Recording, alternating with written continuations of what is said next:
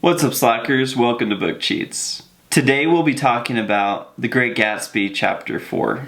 Oh, also, before I forget, today's featured tie is my favorite tie. It's called Tycoon. So, to start off this chapter, Nick talks about how he's constantly looking over at Gatsby's house, and he would write down who would go over and visit Gatsby. He said anybody from senators to princes from other countries to New York dancers would go to his parties. One morning at 9 o'clock, Gatsby drove up to Nick's house and honked the horn. This was the first time that Gatsby had ever come to Nick's house. Nick had been over at Gatsby's several times. He had already been to 2 of Gatsby's parties. He went hydroplaning with Gatsby, and he used Gatsby's beach at Gatsby's request. But this was the first actual time that Gatsby had come over to his house. Nick gawked at Gatsby's car because it was so nice. Nick says that he had tried to have deep conversations with Gatsby, but Gatsby would sort of push him out and have really superficial conversations. He says because of this, he thought Gatsby wasn't really a person of substance.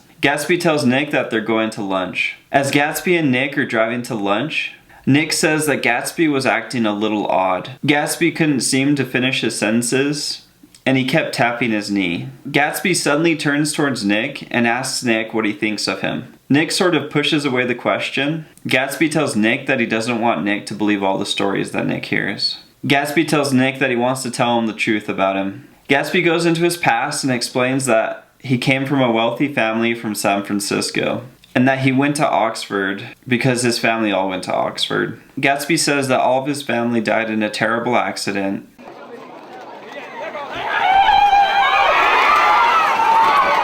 Gatsby says the memory of his family dying still haunts him, but when they died, he came into a lot of money. He continues on, and he says that after he received the money, that he lived like a king. Gatsby went around the world collecting jewels and painted. He did all this to distract himself from the memory of his family dying. Gatsby tells Nick that when the war came, it was a huge relief to him because he thought he would get killed. Gatsby tells Nick that unfortunately he was blessed with an enchanted life. While Gatsby was in the war, he took 132 men and pushed the front line to where the Allied forces couldn't save them. While Gatsby and his men waited for reinforcements, they took out 3 German divisions.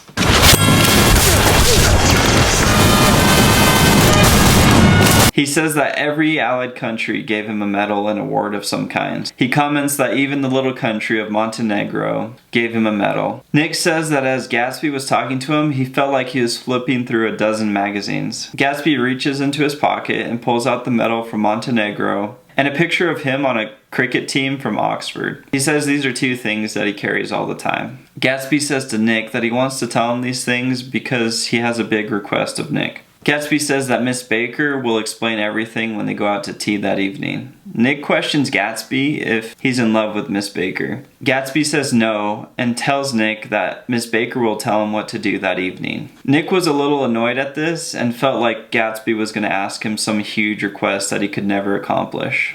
They continue to drive without talking much. When they get to lunch, Gatsby introduces Nick to a man named Mr. Wolfsheim. Mr. Wolfsheim. He describes Mr. Wolfsheim as being a small guy with a flat nose who's a Jew. Mr. Wolfsheim and Gatsby reminisce about the past and talk about all the memories they had at the restaurant across the street, at the old Metropole. Mr. Wolfsheim remembers one of his friends who got shot at the restaurant.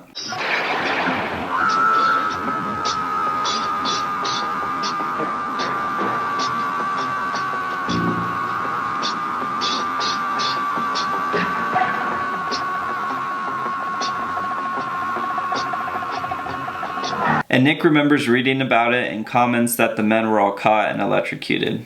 Mr. Wolfsheim finally opens up to Nick and asks if Nick is the guy looking for the business connection. Gatsby suspiciously interrupts Mr. Wolfsheim from saying any more and says that Nick isn't the guy.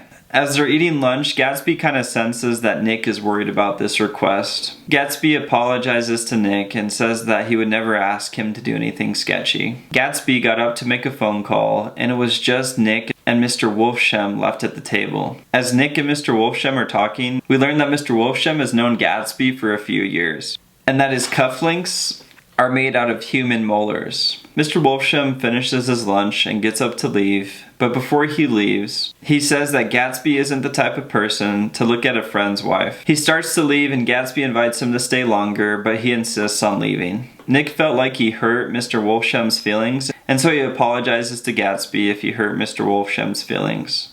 Gatsby says that he's just a sentimental guy. Nick asks what Mr. Wolfsham did, and Gatsby says that he's the guy who fixed the 1919 World Series. Nick is super surprised about this and asks how he's not in jail and how he didn't get caught, and Gatsby says that he's just a smart guy. After this, Nick goes to meet with Jordan for tea and to find out what the request is. Jordan tells about a memory she had in 1917. She says that she was visiting Daisy, and as she walked up to the porch, she saw Daisy and a young officer gazing into each other's eyes lovingly. This young officer was Jay Gatsby.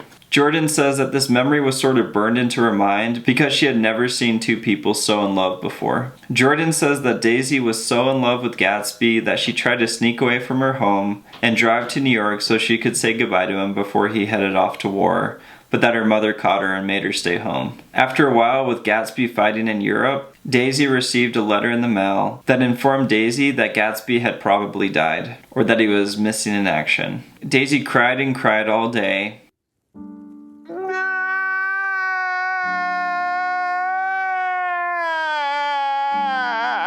The next day, she left without a word and married Tom Buchanan. When she came back from her honeymoon, she was a different person altogether. Whenever Tom would leave the room, she would get mad and wonder where he was going. She would always get uneasy because even on their honeymoon, Tom was cheating on her. When Daisy heard Gatsby's name when Nick was over for dinner, she realized Gatsby must still be alive. Jordan finishes her story and tells Nick the request that Gatsby has for him. She says that Gatsby wants Nick to invite Daisy over so that he and Daisy can reconnect. Gatsby was afraid that Nick would be offended at this request. It turns out that Gatsby had bought the mansion because he wanted to be close to Daisy. He would hold all these parties hoping that one day Daisy would come to one of his extravagant parties and that they could meet. She had never come to his parties, and so he had started to ask people if they knew her. This is when he found out that Jordan knew Daisy, and that's when he hatched the whole plan. Jordan tells Nick that when he invites over Daisy, not to tell Daisy about Gatsby. And that concludes the chapter. Thanks so much for watching Book Cheats.